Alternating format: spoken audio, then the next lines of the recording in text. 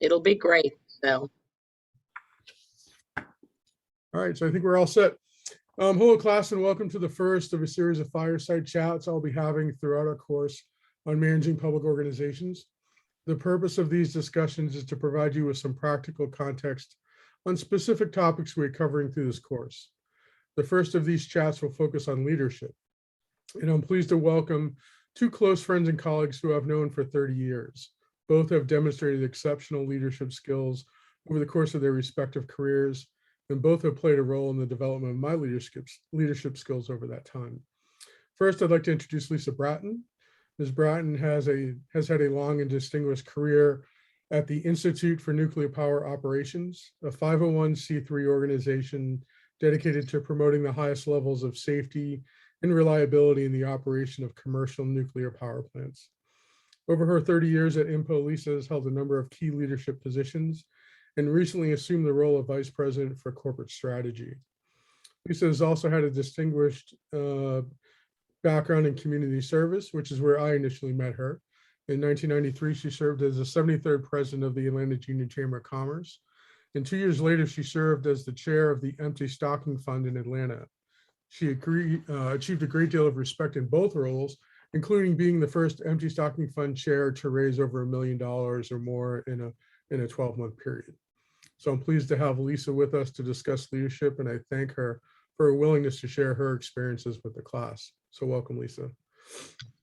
The second speaker today will be Mr. Gaylon Morris.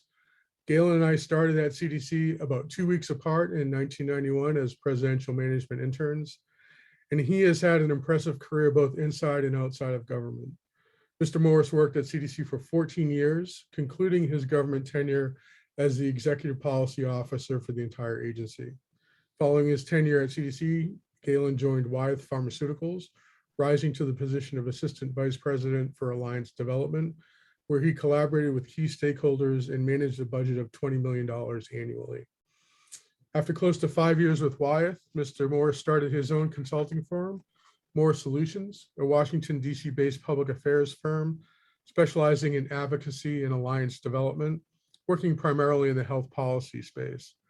This endeavor reunited Gaylon and I on a professional level, as he served as the primary DC contact for the CDC's National Center for Birth Defects and Developmental Disabilities, where at the time I served as the Associate Director for Policy. Mr. Morris currently serves as the Vice Chair of the Board of Trustees and Chair of the Scientific Advisory Committee for Live Like Luke Foundation.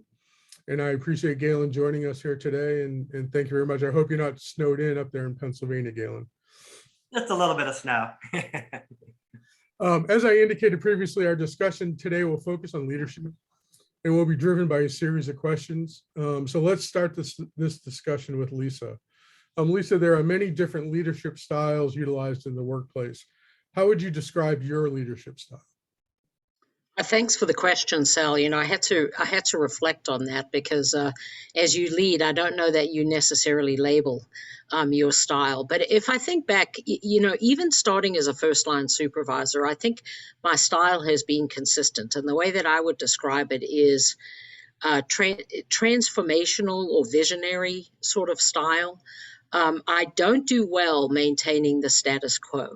So we joke at INPO, don't give me the sausage factory to manage, because you'll end up with all sorts of different sausages very, very quickly.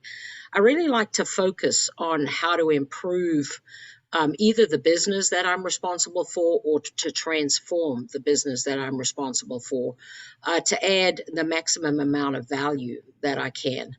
I enjoy establishing, you know, big, hairy, audacious goals that inspire our team to move to different levels of performance. We don't always achieve that very high level, but I believe we get further than we would had we had more modest goals. As a result of this, as a leader, I'm very comfortable with change, and I'm comfortable with risk.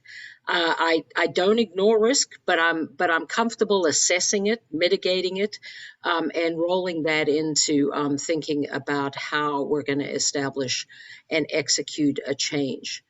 I prefer to engage others in the process. I really enjoy collaborating. I seldom do things alone. I really prefer to put teams together. I feel like a diverse team of folks always comes up with a better solution than just one or two folks working by themselves.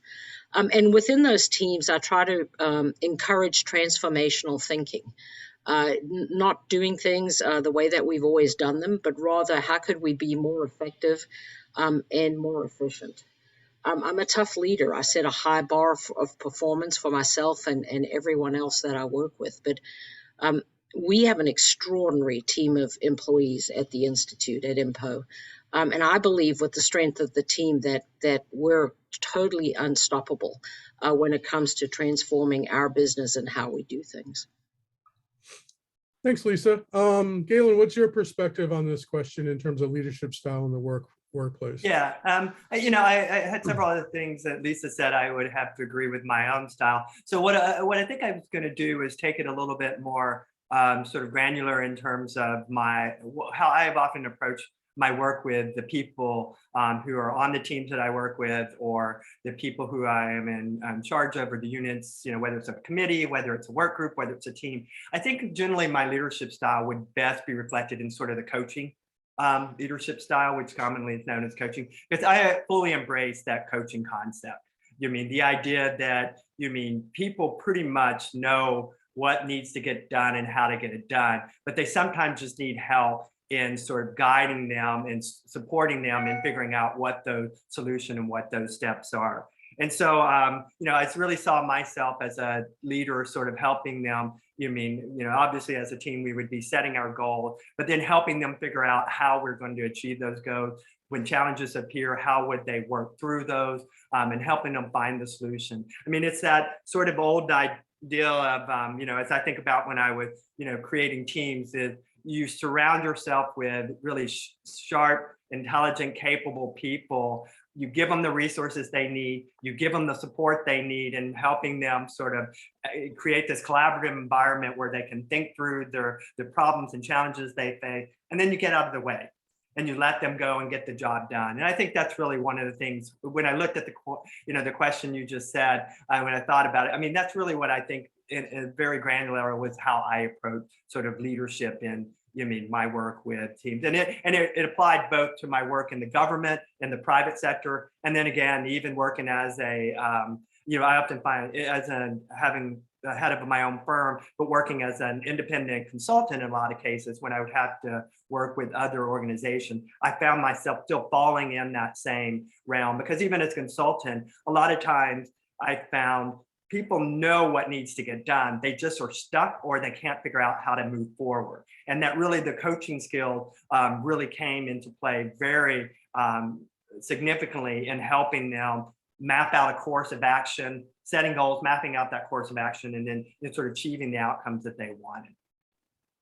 Yeah, I think that's an important perspective for sure. And in my world, I've replicated both the setting some aspirational goals that Lisa talked about, as well as coaching. I think just reflecting back on our interactions before you left CDC, as I was taking on my first supervisory responsibility, you told me I was a little bit apprehensive, and you said, look, 90% of it is caring about people and helping them achieve their success, and the rest will come. And that's really been, I've taken that to heart. That's been a driving force in my approach to leadership. And I think, as I said at the beginning, both you and Lisa have guided, kind of my leadership development over the years. So I appreciate that. And I think those are great lessons for the class. So leadership skills are needed throughout one's career, regardless of what level you're at. What leadership skills have you found most useful over the course of your career, in yourself as well as team members? I guess I'll start with, as I always think about it, and it goes back to the coaching, you'll find most of my answers are going to sort of fall back into that sort of leadership style I mentioned earlier. And the skills, there's 5 skills that I sort of always relay to folks when they're asking me. And it's, the number 1 is ask good questions. Really ask questions of your team members, of whoever you're working with, to get solicit input and get good answers from them, extracting that information, the essential information you need through. And that involves asking good questions, you know what I mean? And then the other thing is listening for understanding, stepping back then and listening to try to really understand, you mean, what the information they're sharing for. And it means not in a judgmental fashion, not in a sort of, in that fashion, but really understanding where they're coming from. And I think that's another thing. And then the third thing is giving good feedback. So it's that, once they've given you that information and you're helping them solve through that, making sure you're giving good, effective feedback and helping guide them and helping them assess their situation and determine, the path forward. And then throughout this whole process, it is that promoting learning and growth for the individual. That becomes an essential part of this. And then as always, I think the thing that oftentimes the fifth thing gets left off is to celebrate wins.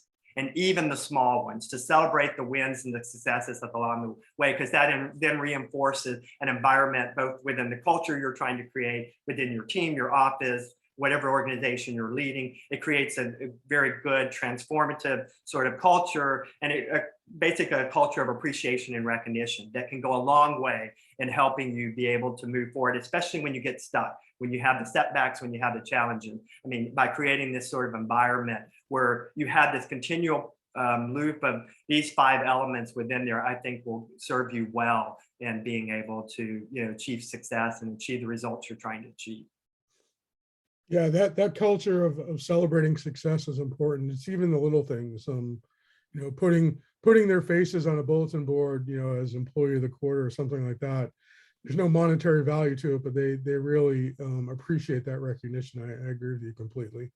Well, Sal, you bring up a point. One thing with that celebrating the wins, one thing I found too, and I'll just add in, is get to know your people, obviously, who are working, the individuals who are working on a team, and know how they like to experience appreciation and recognition. Because some people are, really want the big bells and whistles and, the big public thank yous, and other people do not like that. But there are other ways you can, so it's really getting to know your team members and understanding how they want to celebrate those wins becomes an important factor in doing that well, I think. Yeah, I couldn't agree more. We actually survey our staff to find out what their preferences are in that area and kind of respect their wishes. So that's a key point too. Lisa, what are your thoughts on the leadership skills you've found most useful over the course of your career, as well as in your team members?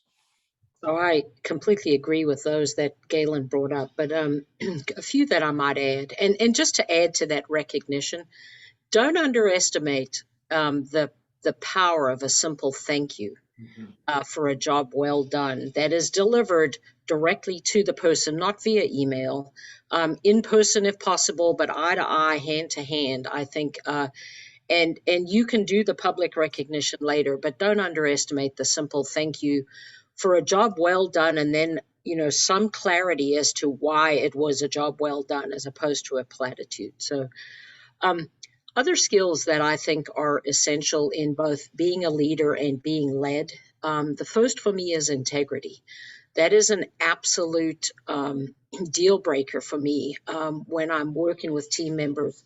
And we don't have trust and integrity in the group, and I think that's essential. Another area is finding a way to be passionate and positive. Gaylon mentioned some techniques when you're struggling or there's a roadblock in the way, but I think as a leader, you set the tone for your team. And if you're in the doldrums, you're going to take your team with you. And so finding a way to be passionate about the task that you're trying to execute, whether it's large or small, and then a way to positively engage your team, I think is important. Care for your team. They're people, and we need to acknowledge, as Sal mentioned, that some people like to be managed or led in different ways. He mentioned it in the context of recognition, but it's broader than that. So care for your folks, empathize with them.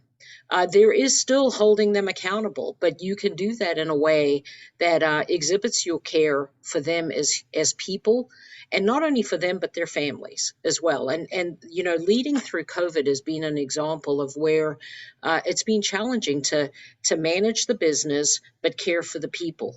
I've never had a job prior to this where a decision I could make could kill someone. And so the weight of caring for our team members through COVID has been tremendous, ensuring that we're meeting the mission of the Institute, but keeping our employees safe. And the final one I would mention is finding and guiding potential.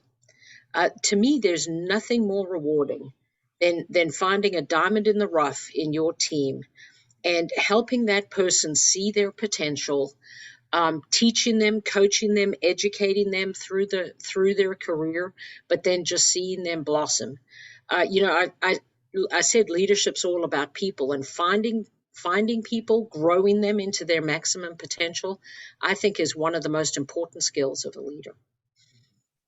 Yeah, I couldn't agree more. I often tell my team, my leadership team, that part of my job is to train you up to take my job when I move on, or someone else's job. So I think that's a very important point. It's really important to build that bench for sure. So the next question goes to Lisa. There are often points in one career where there's an opportunity to lead, but no formal leadership title is associated with that role. How can individuals in this situation maximize their effectiveness leading without that title? So the first thing I would start with is be bold and put yourself out there as the de facto leader. I think quite often in groups, others are waiting for someone else to step up. An example I often use is, you go out with a huge group of folks and you're trying to order a pizza and you say, what do you want on your pizza? And there's dead silence. And then somebody will say, well, I don't like anchovies. And somebody will say, I don't like olives. And those are the people who are stepping up to be the de facto leaders of the group. And so be bold, put yourself out into a leadership role. And when you're doing it, focus on the outcomes, because folks want to be successful. They want to achieve goals. So if you understand where you're trying to go, and you help people see the destination that you're trying to get to, quite often folks are going to let you lead. So take the opportunity to practice your leadership skills in those kinds of roles, because we don't always get the positional leadership, but there's so many activities in any business or any organization that require that organic leader to emerge. And so I would suggest using your established relationships in that team if you have it, and then establish the goal and work with people to go. And I think you'll be surprised at how often people will follow. Gaylon, what are your thoughts on that topic? Mine are very similar to Lisa in that sense. Be willing to sort of step up to the plate. Like Lisa put it very eloquently, to be bold. In that way. And then I think what I would add to that, what I was going to add to that was that recognize that I think a lot of people are fearful of being bold because they think they have to have all the answers. And I think if you really sort of embrace sort of, as I keep saying, the coaching sort of style, know that, if you embrace that, then that should, maybe help those individuals from being reluctant to do that, because you're not expected to have all the answers as a leader. But instead, that if you have talented and capable people around you, they in themselves have pieces of the information, or they have the answers to a lot of things. And then your role as a leader is to help extract that information and get everybody going down the same track and helping motivate them, through all the things we talked about earlier. And so that's what I would just sort of add to that, is to what Lisa said, is anybody who may be unwilling or nervous about stepping up and being a leader in those situations because they're not anointed, or they haven't been appointed, or they don't have the title, it's just knowing that they shouldn't be concerned about having all the answers, and not to let that hold you back.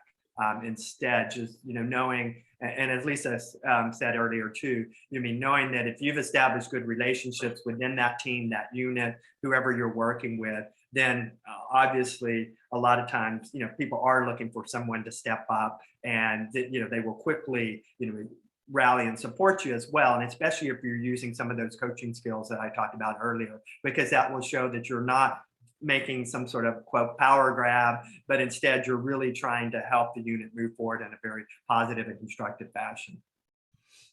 Thanks. I think both of you have really hit on some important points when it comes to that. And, young people can demonstrate leadership skills at any point in their career. And I think they just need to be creative and look for opportunities to do that for sure. The next question goes to Gaylon, and it's an area that I struggled with a little bit personally, but as leaders, we're called upon to both lead and manage teams. How would you distinguish between the roles of a team leader versus a team manager? And I think there's some unique aspects of both. Yeah, I just went, back to sort of drilled it down to the sort of essential components in this case, in this question, because it is a challenging one, and it's a difficult one that people often face, because as a leader, you do have some aspects of the managing that will come into play. There's no doubt about it. And oftentimes what happens, unfortunately, I think for a lot of leaders, is they get sort of sucked into the management component and don't spend enough time doing the leading component. And so when I think about that, what I sort of really, what I've said earlier is leading, really focus on developing the individuals on your team. That's a key component of leading. It's making sure they have the resources they need, nurturing their learning, and focusing, on their long-term improvement. So that's sort of the leading for your team. But then there's the leading that you do, which again, sort of what I'll borrow from Lisa, what she said earlier, about, sort of setting those visions for the team, setting the broader, goals of the team, keeping that constant sort of scanning of the environment, knowing what's possible, because your team is relying upon you to sort of do that sort of 30,000 foot, look about what's happening and how the work you're doing is fitting into some broader, work that the corporation's doing, where there may be new opportunities that the work that you're doing could be further leveraged or further enhanced to help the overall organizational mission. So it's really, that's the piece of what you're doing. So you're sort of building the team. We're looking at how you're building the individuals on your team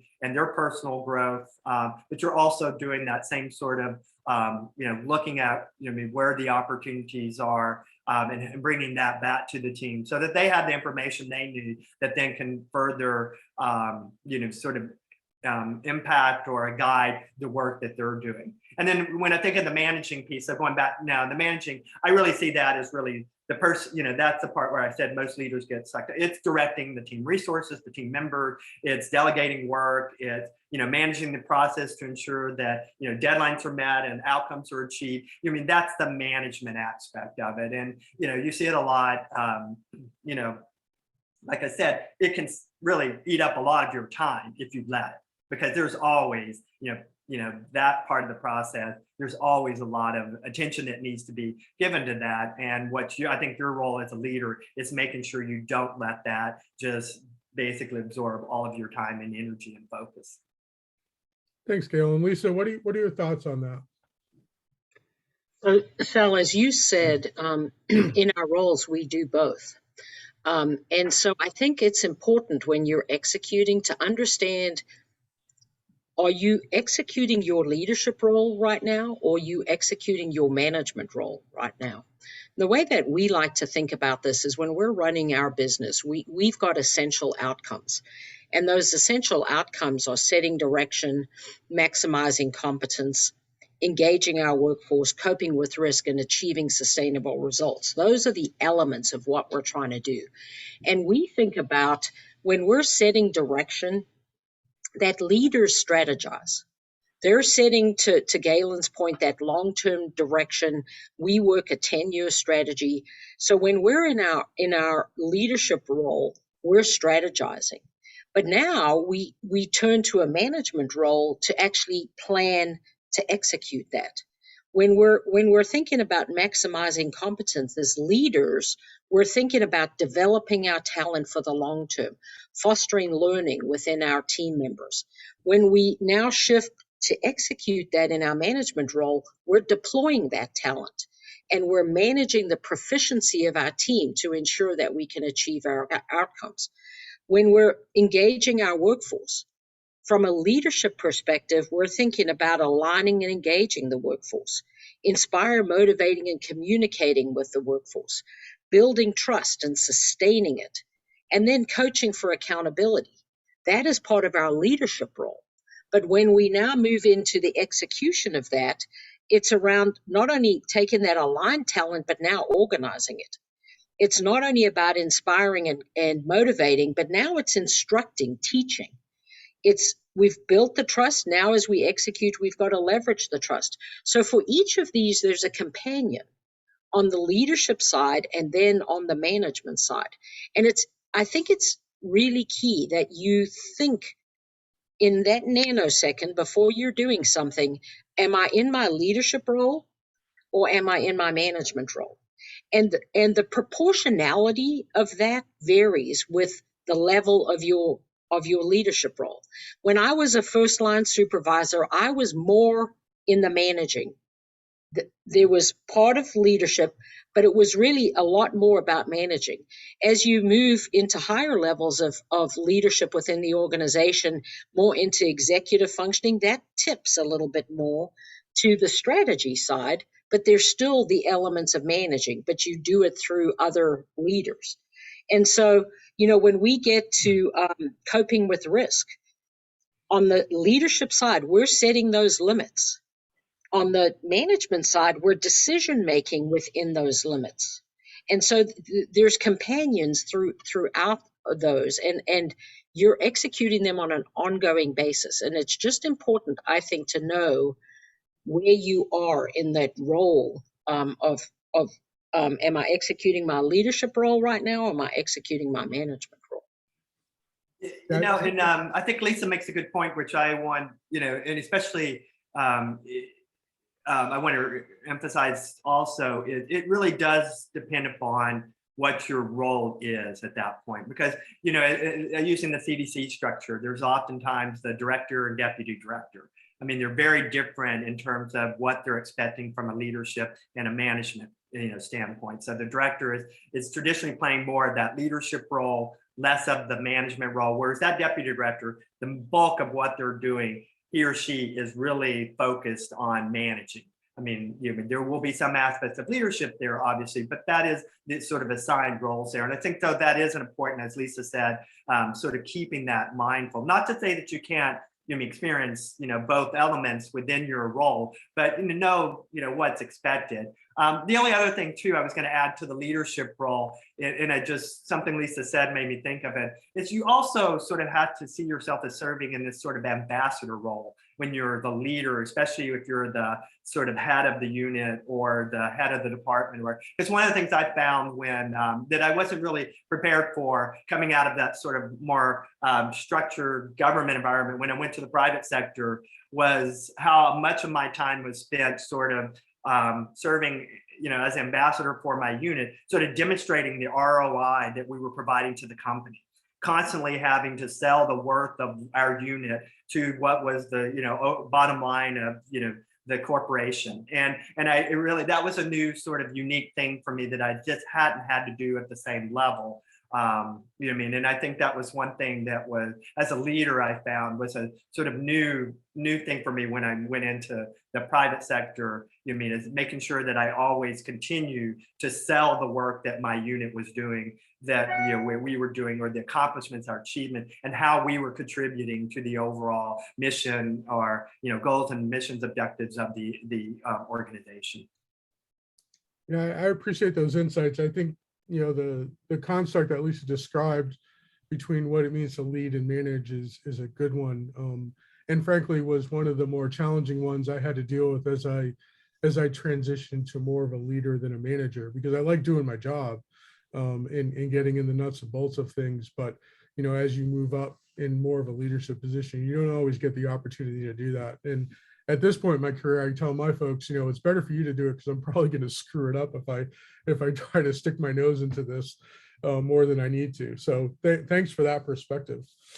So Lisa, in the workforce, an important leadership skill um, can be managing conflict. And this is important, particularly, I mean, as a general rule, but also when you're trying to build high performing teams.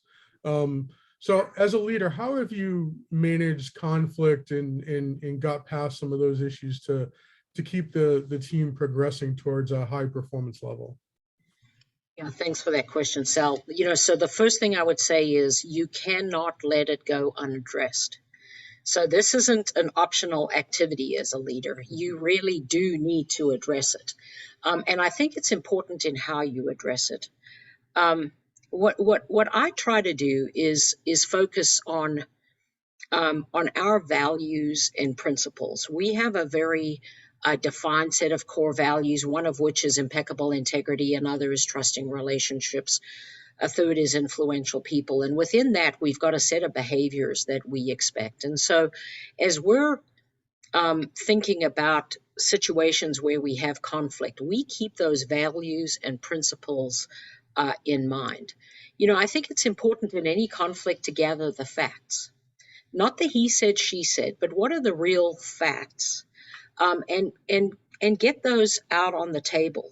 I think it's important to choose an appropriate time to try to resolve the conflict. It often isn't going to work if something has just exploded and now you try to, get people to talk about what's occurred. Sometimes just shutting that down and saying, you know what, we're going to reconvene, and scheduling a meeting later to bring people together and then leading them through a facilitated discussion of what's occurring, hear from each person and validate hearing them. That doesn't mean validating and agreeing with what they're saying, but letting them air what their thought or their concern or their issue is in a way that is professional, it's fact-based, it's not emotional and personal attacks. But get that all out on the table, and then try to work to some common resolution of it. Getting folks to agree that what's occurring is not moving the team forward to its goals, and what is it that the team can do to move beyond the particular conflict it may be. Might be a behavior change that we need from team members. It might be a restructuring of how the project is being executed because the way that we laid it out really isn't working in terms of the actual implementation. There could be any number of reasons for the conflict, but usually you uncover those in that airing of people's thoughts and why they're angry or why they're in conflict, and then refocusing the team on the outcome, because it's really, that's what we're here to do. We're here to run the business, and we need to find a way to do that professionally, and work together. And often you have to agree that we don't all have to like each other, but we do have to work together. And so we have to find a way to find common ground that we can agree on, and we can treat each other professionally and appropriately, and then work to the resolution. Thanks, Lisa. Gaylon, your thoughts on managing conflict as a leader? No, I mean, I think they're very much similar to what Lisa had said in terms of, the conflict. The one thing I think I'll add, a couple of things I'll add to that, to what she said, as always, the values and principles of the organization obviously need to be mindful of those, and those need to be front and center, throughout all of your conversations that you have. I mean, that is a key element there.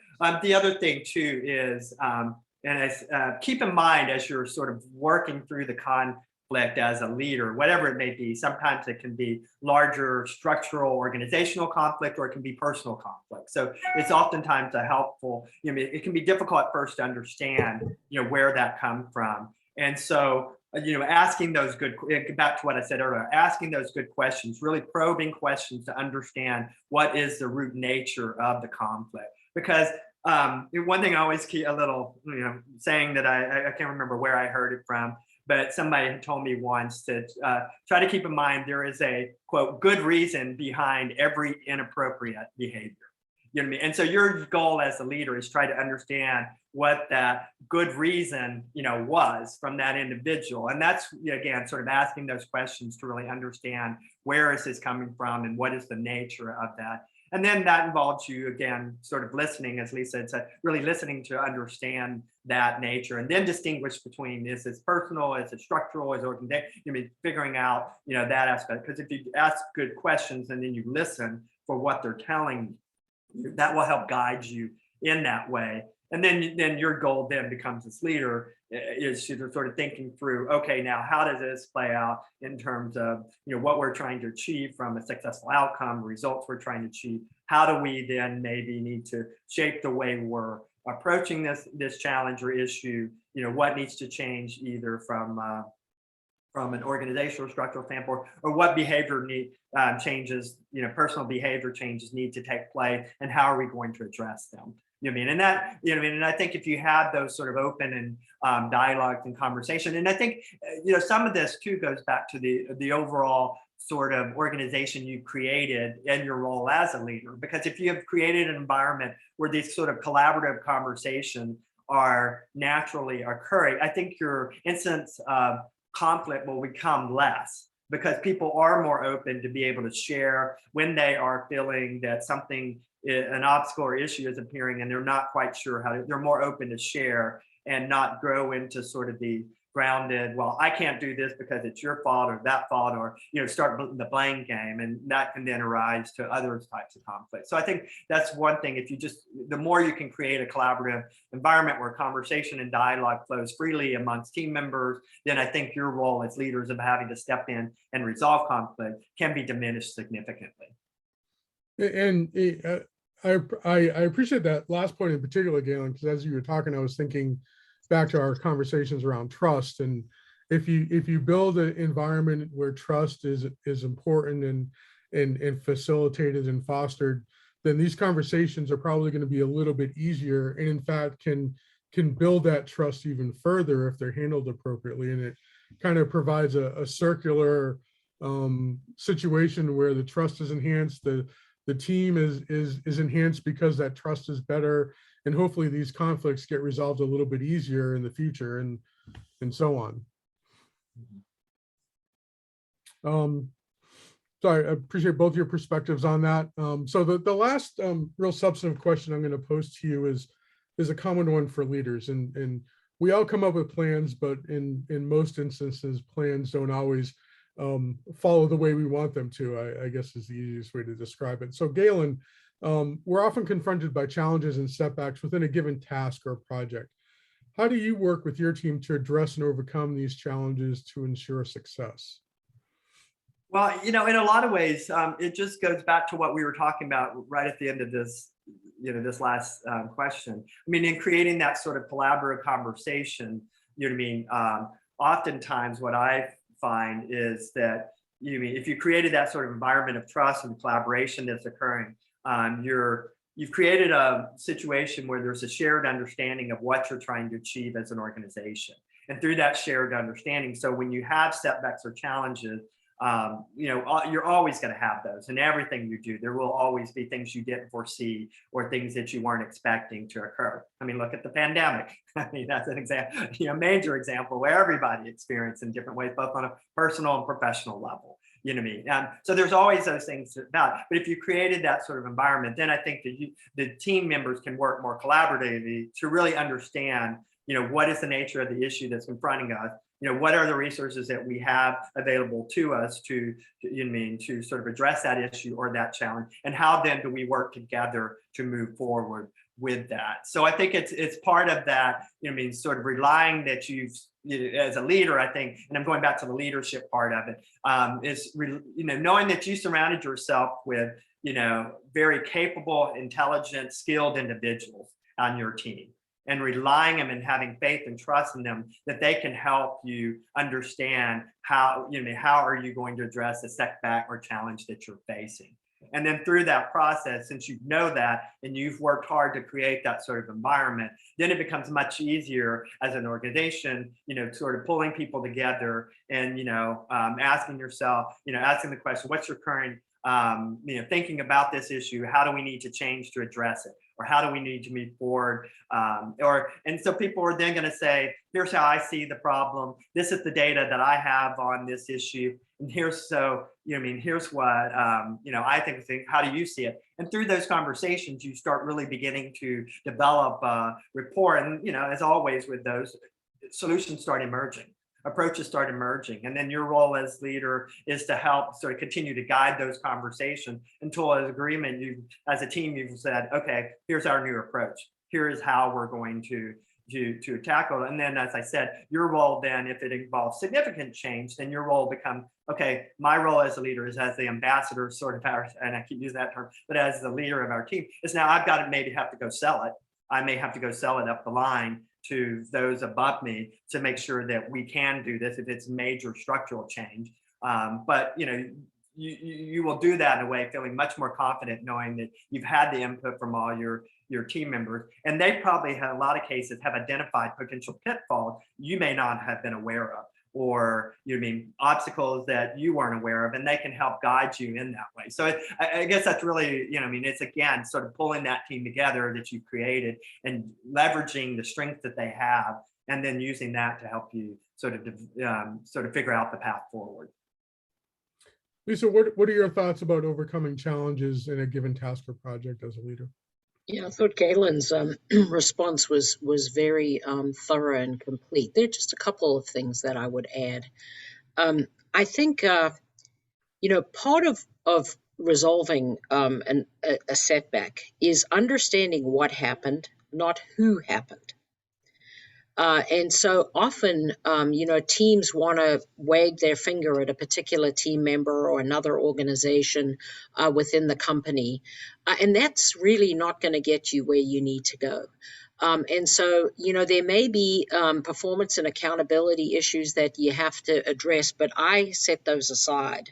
To understand the facts of the situation that we're dealing with. And it's about what happened and what is it that we need to do to recover from this. And so that's something that I would add to Gaylon's response. The other is, as a leader, own your part of the issue. I have worked with leaders who could never admit that they made a mistake or they were wrong about something. And that undermines trust within the team faster than anything else that I've ever seen. And so it takes some courage as a leader, but own your part of this. And sometimes, and this is an art more than it is a science, own it even if it isn't yours to own. Because I think, as a leader, you're ultimately responsible. So if something has gone awry, there may have been an opportunity for you as the leader to have seen it earlier. And you don't have to self-flagellate and beat yourself up. But certainly if you had a part to this, own it and own it early. Because I think that sets the tone for the team to know that it's okay for them to bring their part of this situation forward, and that you're going to focus on what happened and how you're going to resolve it.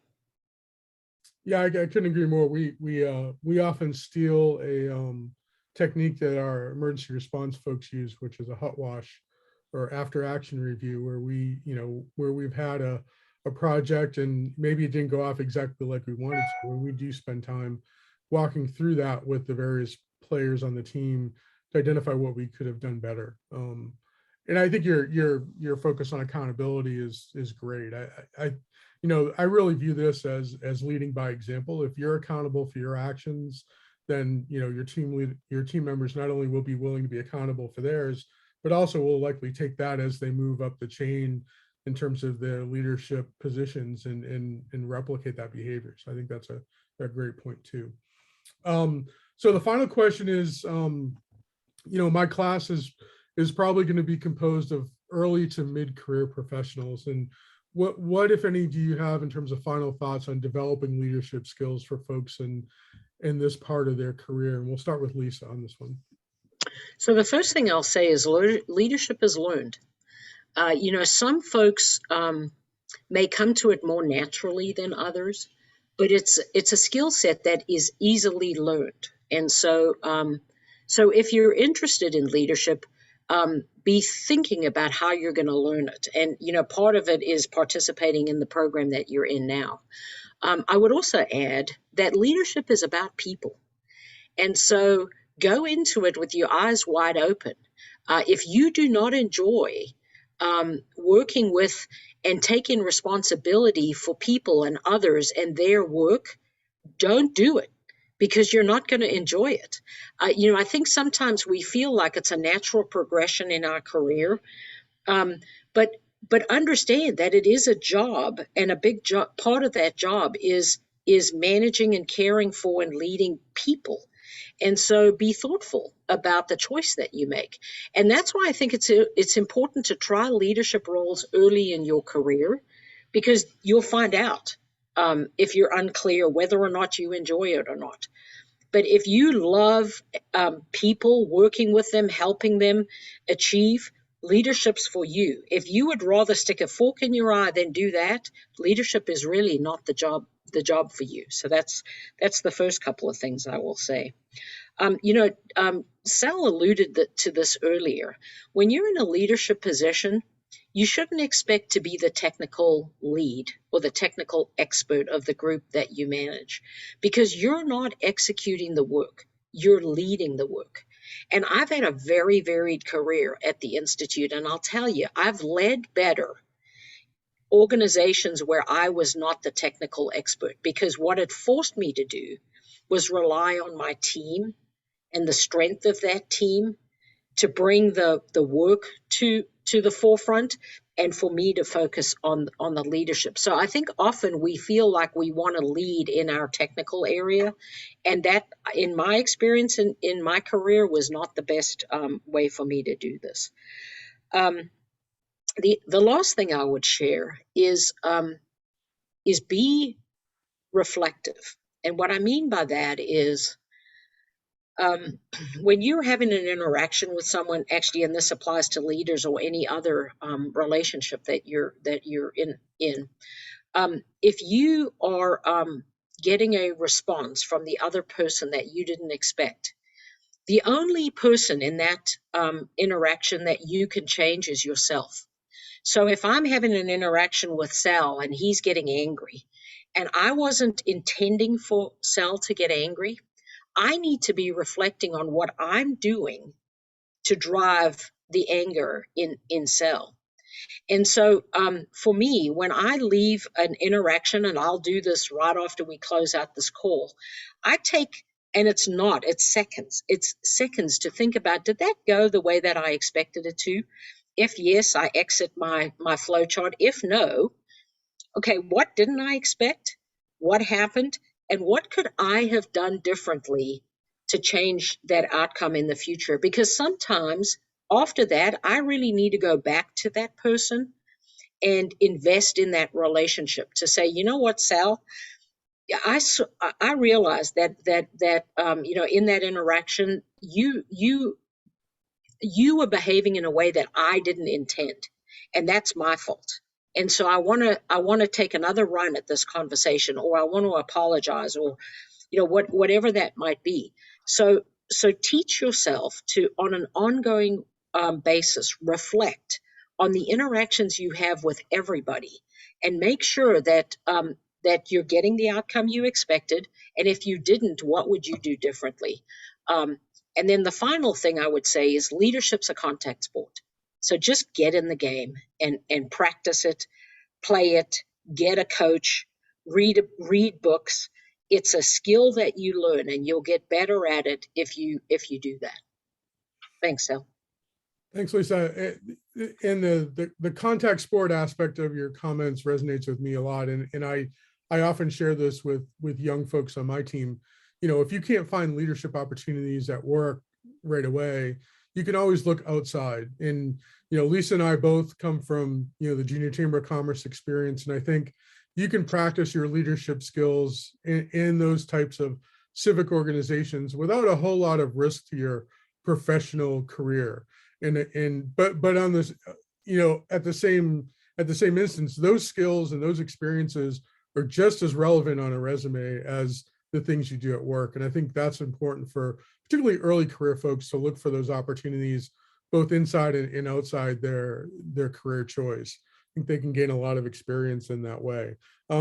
Gaylon, what are your thoughts about developing leadership skills for early and mid-career professionals? Yeah, and I agree with what you all said, a lot of what you said. And now, and some of this is similar to what you said, just in my own word. But, one thing I always recommend to people, especially in their early stages and of their careers, is the simple: watch, observe, and learn.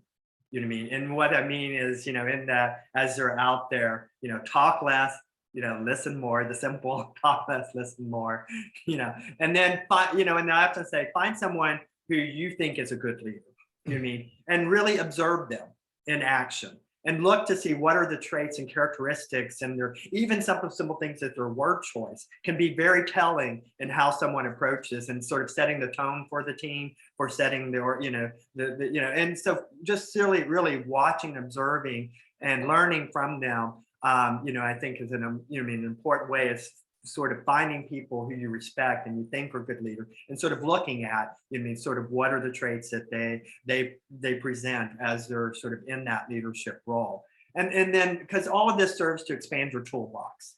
And that's part of the learning process. I mean, your goal as a leader is you constantly want to expand your toolbox, because there are always things you can learn, no matter where you are in terms of an organization. You can always learn more. And so I think that's the main thing, is you're constantly looking, is how to expand your toolbox. So that means, like I think Lisa said, and Sal, get the education. There are tons of resources out there. You can get it from instructional verses or like I said, by watching people. I mean, back in the day, I don't know if they're still around, because I remember when I was first starting out, Fast Company used to be a magazine, that had a lot of leadership, and they had really good, helpful, hints and constructive, different techniques and tools that you could use in terms of, just simple things like facilitating a meeting to running, a work group, and I would glean from those constantly. I was constantly reading that magazine and picking up, little kernels of things that I then incorporated into my own approach. And those, so there's just a wide variety of ways. And it's not that you have to follow everything cookie cutter, but look and see what resonates with you. And what are those things that resonate you in the style and their approaches, or what they're doing. And then it leads to the final thing: practice. I mean, just put them into use. And like, I think, Sal, you made a very good thing. People may not want to practice some things in an environment where, they're trying to move ahead. They may be reluctant to that. You're exactly right. There's plenty of volunteer organizations out there that are always looking for people to help, and you can quickly move into a leadership role through volunteer or civic organization, and you can try those things, and in a way that it may not be, that allows you, gives you some breathing room, I guess you could say, to sort of do well in some cases, and maybe learn from some of the mistakes you made, but not in a consequential way. For your career. So again, but it is all about practicing, because Lisa said at the very get-go of this question, it is a learned process. Leadership is a learned process, and anyone can learn it. Now, and what you do have to decide is, as y'all both have alluded to, is whether that's something you enjoy doing, because ultimately you should enjoy being a leader, because if you don't enjoy being a leader, you will not be an effective leader. Yeah, Gaylon brought up a good point about find a role model, find a really good leader and emulate them. I hate to admit it, but I've actually learned more about good leadership from bad leaders. Because I found those folks and I said, I am not going to do that.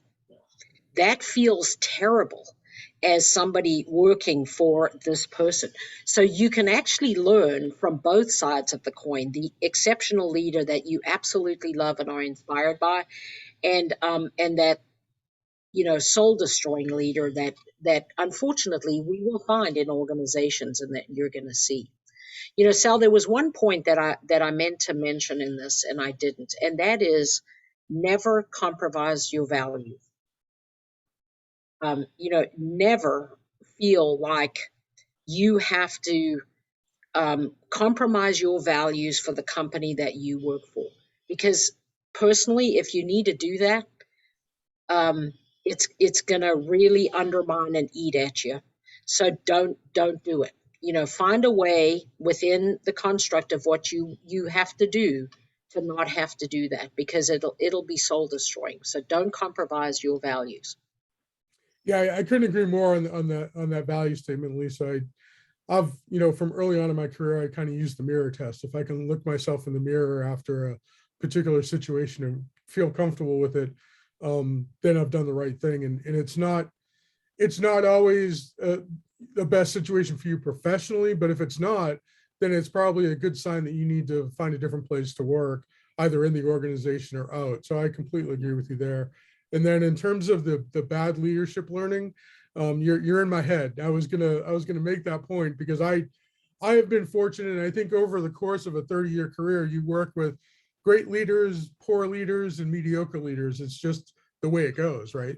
And I think I've learned as much from the great leaders that I've worked for, and there have been plenty, as I have from those who were not great leaders. And I really take that to heart, and I've always strived to replicate the things that I think worked well as leaders and avoid some of the pitfalls that I experienced as a subordinate to a leader who wasn't that great.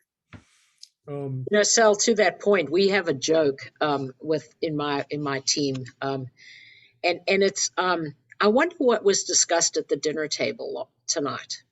So I don't know about y'all, but when my family gets together at the dinner table, we have a discussion about how was your day, and my husband often will share, how frustrated he is with his leadership team, and their behaviors and how it's having an impact on him.